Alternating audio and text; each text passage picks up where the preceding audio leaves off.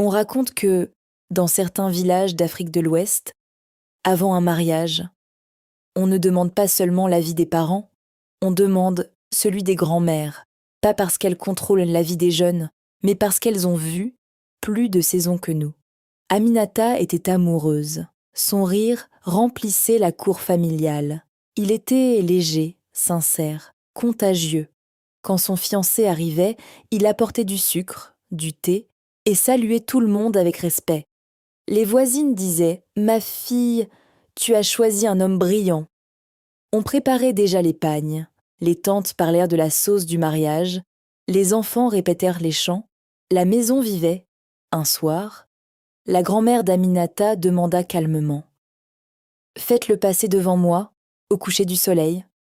Personne ne comprit vraiment pourquoi, mais on respecta. L'homme marcha tranquillement dans la cour.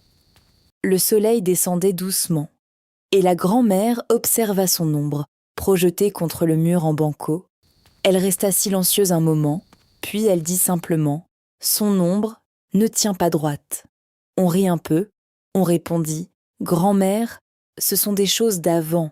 Aminata, elle, était sûre de son amour. Les jours passèrent, les préparatifs continuaient.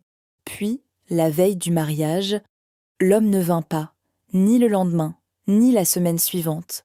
On apprit plus tard qu'il avait promis la même chose ailleurs. La honte aurait pu briser Aminata.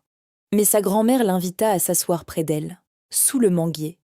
Elle lui servit du thé, et elle dit doucement « Ma fille, l'amour est beau, mais l'amour ne doit jamais faire taire les signes. » Aminata pleura, puis elle respira profondément, et ce jour-là, elle comprit quelque chose d'important.